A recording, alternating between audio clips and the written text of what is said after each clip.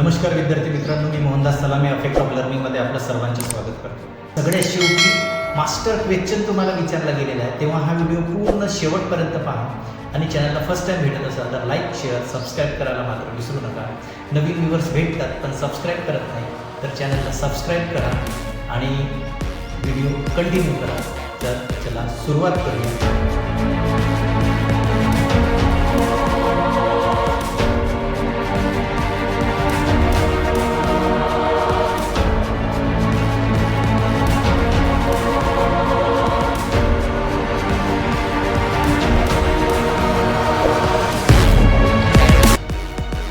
जेव्हा एखादा आपण स्ट्रक्चर पाहतो किंवा सेंटेन्स पाहतो, त्या सेंटेन्समध्ये तीन गोष्टी असतात, तीन प्रकारचे सेंटेन्स असतात। सगळ्यात पहिला टेन्सेस असतो एक सिंपल सेंटेन्स। कोणताही टेन्स आपल्याला सेंटेन्स लिहायचा ते सिंपल राहतो, दुसरा राहतो कंपाऊंड राहतो आणि तिसरा राहतो कॉम्प्लेक्स। असे तीन प्रकारचे सेंटेन्स असतात। ते तीन प्रकारचे सेंटेन्स पॅटर्न जर पाहायचे झाले तर इथं सिंपल, या सिंपलला आपण मराठीमध्ये म्हटलं जाते साधे वाक्य।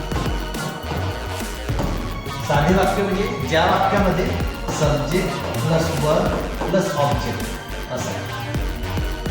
आणि दुसरा आहे कॉम्प्लेक्स।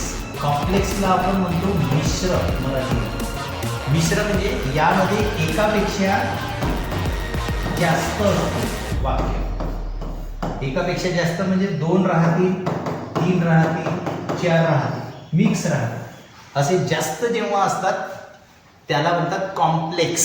लक्षात ठेवा, मिश्र वाक्य।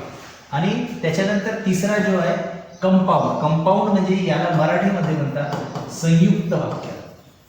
आता संयुक्त वाक्य म्हणजे यामध्ये दोन सेंटेन्स असतात, हे दोन सेंटेन्स मधून बनतो तो कंपाऊंड। आणि मिश्र म्हणजे दोन पेक्षा जास्त, आणि साधा म्हणजे त्याच्यामध्ये फक्त एक वाक्य असतो। तर आता सिंपल मधनं कॉम्प्लेक्स, कॉम्प्लेक्स मधनं कंपाऊंड कशा पद्धतीने ट्रान्सफॉर्म होते ते सुद्धा आपल्याला पाहता आहे। तर इथं सेंटेन्सेस कशाला म्हणतात, म्हणजे वाक्य कशाला म्हणतात। मराठीमध्ये जर आपण म्हणायचं झालं तर शब्द कशाला म्हणतात? अक्षरांच्या अर्थपूर्ण समूहाला शब्द म्हणतात। अक्षरांच्या अर्थपूर्ण समूहाला शब्द म्हणतात। तर त्याच पद्धतीनं वाक्य कशाला म्हणतात? शब्दांच्या अर्थपूर्ण समूहाला वाक्य म्हणतात। शब्दांच्या अर्थपूर्ण समूहाला वाक्य म्हणतात। फॉर एक्झाम्पल पहा, सपोज आता आपण एखादा इथं मराठीमध्ये लिहू आपण कमल असं नाव असेल, कमल, कमल, तर हा याला आपण शब्द म्हणू। त्याला शब्द याच्यासाठी म्हणू कारण याला एक विशिष्ट अर्थ आहे। पण हाच आपण समजा ल म आणि क असं लिहिलं तर याला अर्थ नाही आहे, म्हणजे हा अक्षरांचा समूह आहे। पण हा जर अर्थपूर्ण असेल तरच त्याला शब्द म्हणतात। तसंच या शब्दांचा अर्थपूर्ण हे कॉम्बिनेशन जेव्हा राहील तेव्हा त्याला सेंटेन्स म्हटलं जातं। तर आता sentence are group of words that express complete thoughts. Means sentence are group of words, group म्हणजे एक गुलदस्ता, group of words that express complete thoughts. एक विशिष्ट विचार जिथून सांगितला जाते तो शब्दांचा अर्थपूर्ण गुलदस्ता, म्हणजे त्याला आपण सेंटेन्स म्हणतो। या सेंटेन्स मध्ये आपल्याला काय काय कशा पद्धतीनं कोणकोणते सेंटेन्स असतात ते पाहू। Types of sentences. Types of sentences मध्ये तीन सेंटेन्सेस आहेत आणि ते तीन सेंटेन्सेस मगाशी बघितल्याप्रमाणे पहिला आहे सिंपल सेंटेन्स म्हणजे साधे वाक्य, दुसरा आहे कॉम्प्लेक्स सेंटेन्स म्हणजे संयुक्त वाक्य, आणि कॉम्प्लेक्स सेंटेन्स म्हणजे मिश्र वाक्य, आणि तिसरा आहे कंपाऊंड सेंटेन्स। कंपाऊंड सेंटेन्स म्हणजे त्याला आपण म्हणतो संयुक्त वाक्य। एकापेक्षा दोन, दोनपेक्षा जास्त आणि हा सिंगल, असे तीन प्रकार सेंटेन्सचे आपल्याला पाहायला मिळतात। आता हे तिन्ही सेंटेन्सचे प्रकार परीक्षेमध्ये नेहमी येतात आणि सोपे असतात, फक्त आपल्याला सोडवता यायला पाहिजे। जसं आता सिंपल सेंटेन्स डेफिनेशन, मग जो साधा सेंटेन्स असतो, साधा सेंटेन्स त्याची डेफिनेशन काय आहे? A sentence with one subject and one predicate. A sentence with one subject and one predicate, it is called as the simple sentence. म्हणजे ज्यामध्ये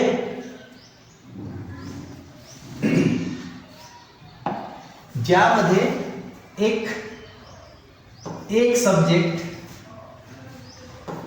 एक वर्ब आणि एक ऑब्जेक्ट. प्रेडिकेट म्हणजे एखादी गोष्ट ज्याच्यावर परिणाम होणार आहे. म्हणजे घरामध्ये समजा तुम्ही चांगले वागले नाही तर त्याचा परिणाम काय होणार आहे. तुम्हाला दोन गोष्टी ऐकाव्या लागतील. करता जो काम करतो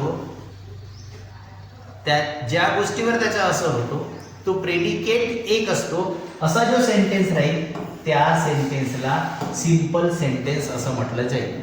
means a sentence with one subject and one predicate, it is called as simple sentence. साधे वाक्य असं त्याला म्हटलं जाते मराठीमध्ये. सेकंड, सिंपल सेंटेन्सचे आता काही एक्झाम्पल्स आपल्याला बघता येतील. कोणकोणते एक्झाम्पल्स असतील सिंपल सेंटेन्स मध्ये काय बघता येईल. फॉर एक्झाम्पल, सी प्लेज, ती खेळते. I read books, they are happy. आता या सेंटेन्स मध्ये एक सब्जेक्ट आहे. In this sentence the first she is a subject. She काय आहे, सब्जेक्ट आहे. अँड प्लेज हा वर्ब आहे म्हणजे प्रेडिकेट. त्याच्यानंतर I subject, read verb and books object. They subject, are verb, happy object. Means a subject and verb plus object, predicate चित्र असते त्याला सिंपल सेंटेन्स म्हणतात. मग सिंपल सेंटेन्स ओळखण्याची एक साधी गोष्ट आहे. एक सब्जेक्ट, एक वर्ब, त्याच्यानंतर वाक्य पूर्ण झालेलं असेल म्हणजे या वाक्यामध्ये अर्थ पूर्ण झाले. जसं सी प्लेज, ती खेळते, वाक्य पूर्ण झालं. दुसऱ्या वाक्यामध्ये आय रीड बुक, मी पुस्तक वाचतो, वाक्य पूर्ण झालं.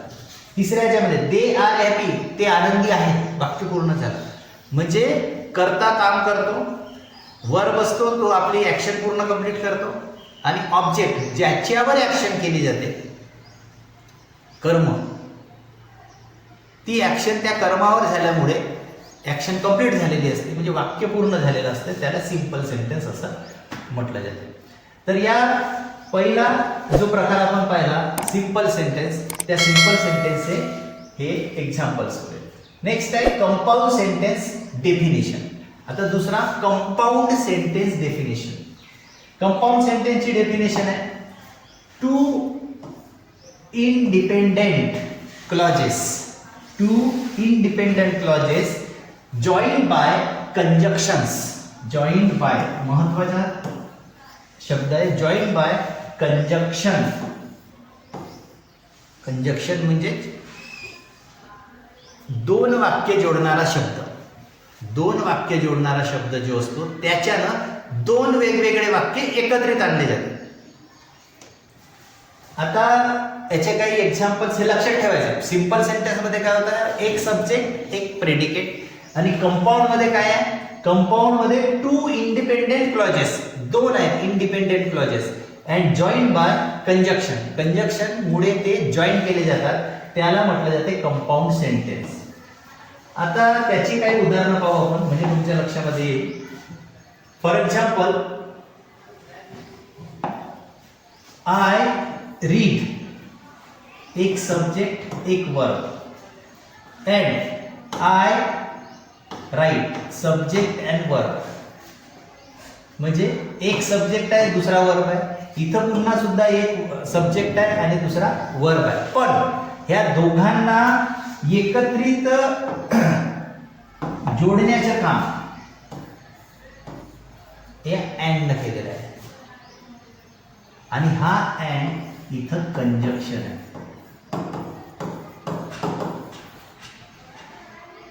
म्हणजे पहिला सेंटेन्स आहे आय रीड, फुल स्टॉप. दुसरा सेंटेन्स आहे आय राईट.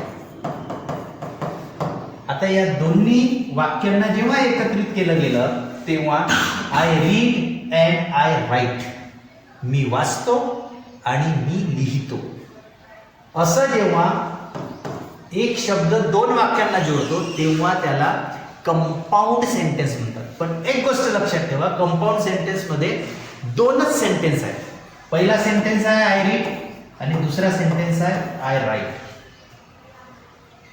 सिंपल मध्ये किती, फक्त एक वाक्य होतं आणि कंपाऊंड मध्ये किती आहे, दोन वाक्य आहेत. पण ते दोन्ही वाक्य एका शब्दाने जोडलेले आहेत आणि तो शब्द म्हणजे कंजक्शन असतो. मग तो ॲट असू शकतो, बट असू शकतो, ऑर असू शकतो. असे वेगवेगळे शब्द वेगवेगळ्या वेळी तिथं लागतात. दुसरं एक्झाम्पल दिलेलं आहे इथं, she came but he left. इथं शी जो आहे, शी हा सब्जेक्ट आहे, केम हा वर्ब आहे आणि इथं ही सब्जेक्ट आहे, लेफ्ट हा वर्ब आहे. आता दोन्ही ठिकाणी सब्जेक्ट वेगवेगळे आहेत. इथं शी आहे, इथं ही आहे. या ठिकाणी होतं आय दोन्ही ठिकाणी होतं. पण इथं शी केम, ती आली पण ही लेफ्ट, तो गेला. ती आली पण तो गेला. Here is a but is conjunction. या दोन वाक्याला शी केम आणि ही लेफ्टला जोडण्याचं काम जर कोणी करत असेल तर तो आहे बट. दोन वाक्याला एकत्रित जोडले गेलेलं आहे and that's why it is called as compound sentence. That's why it is called as compound sentence. हे लक्षात ठेवायचं आहे. Next, coordinating conjunction. आता कोणकोणते कंजक्शन असतात ज्यामुळे वाक्य जोडले जाऊ शकतात?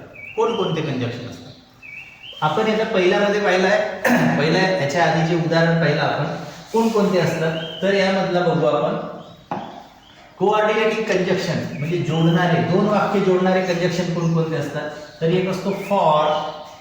वाक्य जोडू शकतो आपण for, and, not, but, or, yet, so. FANBOYS. आपण ह्या आता फॅन बॉईज काय आहे हा लक्षात ठेवायचं. शॉर्ट ट्रिक आहे. This is short trick.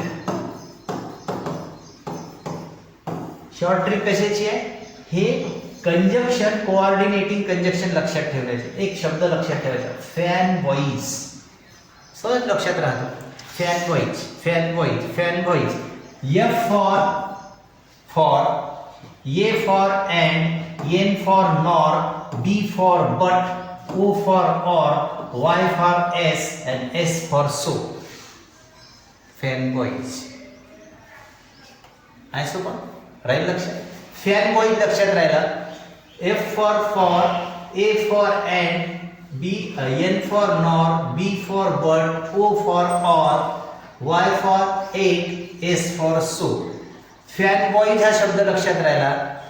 Compound sentence तयार करत असताना सहजच यापैकी फॅन बॉईज पैकी एक शब्द कंपाऊंड सेंटेन्स मध्ये लागणार आहे आणि म्हणून आपल्याला फॅन बॉईज हा शब्द लक्षात राहिला. तर coordinating conjunction we can find easily. Coordinating conjunction from this word FANBOYS and easily we can make compound sentence from simple to compound, compound to complex also we can make it. Next example, let's we have to see complex sentence. The definition of the complex sentence. The complex sentence, what do you mean by complex sentence?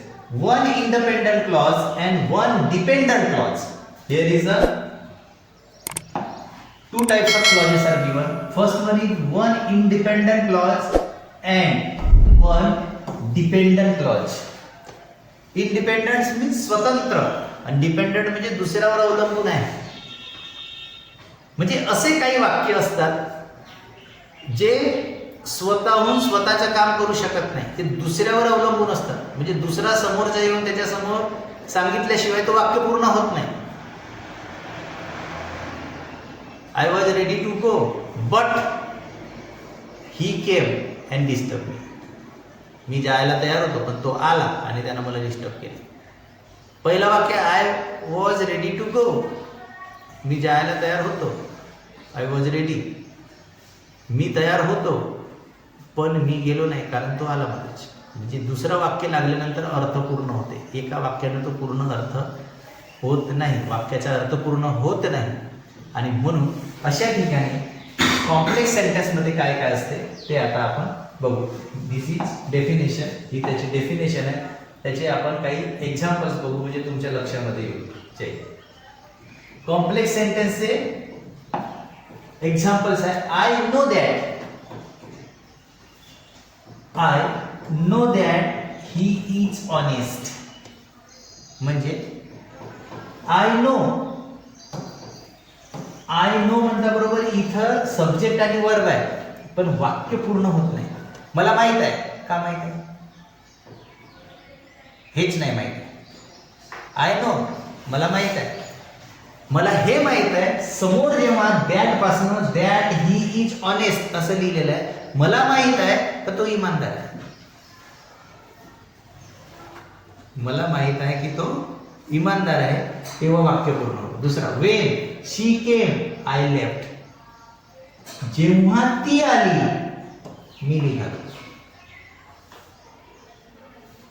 जेव्हा ती आली मी निघालो. हे complex सेंटेन्सचे examples आहेत. मिश्र वाक्य, या वाक्यांना म्हणतात मिश्र वाक्य.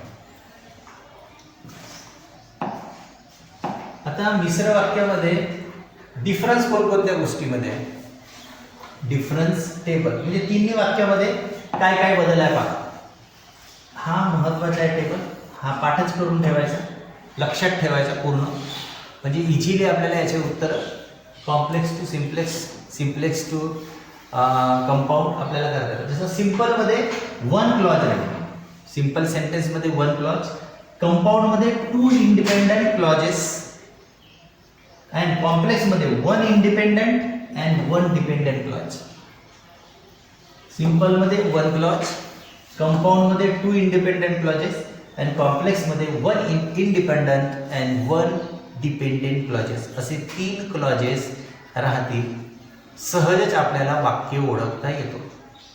आणि म्हणून ही गोष्ट माहीत पाहिजे जेव्हा आपण एखादा क्लॉजेस पाहतो तेव्हा की त्याच्यात किती क्लॉजेस आहेत सेंटेन्स ओळखत असताना, simple, compound and complex. Okay.